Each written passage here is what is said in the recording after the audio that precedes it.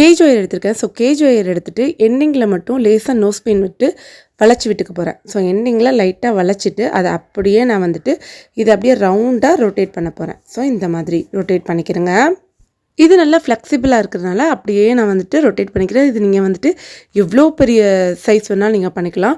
நான் வந்துட்டு ஒரு லிமிட்டட் சைஸ் மட்டும் நான் வந்துட்டு பண்ணுறதுனால நான் இதை அப்படியே நான் வந்துட்டு கட் பண்ணி எடுத்துக்கிறேன்.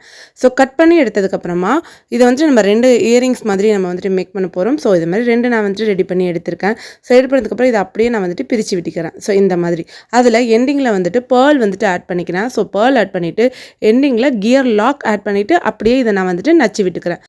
இந்த கியர் லாக் வந்துட்டு இன்விசிபிள் ஜுவல்லரிக்கெலாம் யூஸ் பண்ணுவோம்ல, அதே கியர் லாக் தான் இது. ஸோ லாக் பண்ணிவிட்டு இதை ஜிமிக்கி மாதிரி ரெடி பண்ணிட்டு அகெயின் வந்துட்டு கேஜ் ஒயர் எடுத்திருக்கேன். ஸோ கேஜ் ஒயர் எடுத்துகிட்டு எண்டிங்கில் வந்துட்டு லேசாக வளைச்சி விட்டுட்டு ஒரு பேர்ல் பீட் வந்துட்டு ஆட் பண்ணிக்கணும். ஸோ இந்த மாதிரி ஒரு பேர்ல் பீட் வந்துட்டு ஆட் பண்ணிவிட்டு அந்த ஜிமிக்கிக்குள்ளே இந்த மாதிரி நான் வந்துட்டு விட்டுக்கிறேன். எண்டிங்கில் வந்துட்டு நம்ம எந்த அளவு சைஸ் வேணுமோ ஸோ நம்ம இது பெருசாகவும் பண்ணிக்கலாம், இல்லை மினிமம் சைஸ் கூட நம்ம வந்துட்டு பண்ணிக்கலாம். கட் பண்ணிவிட்டு இதை நான் வந்துட்டு வளைச்சி விட்டுட்டு இதில் வந்துட்டு இயரிங் ஹூக் வந்துட்டு ஆட் பண்ணிக்கிறேன். ஸோ இந்த மாதிரி இயரிங் ஹூக் ஆட் பண்ணதுக்கப்புறம் இது வந்துட்டு சூப்பரான ஒரு கம்மலாக வந்துட்டு ரெடி ஆயிடுச்சு.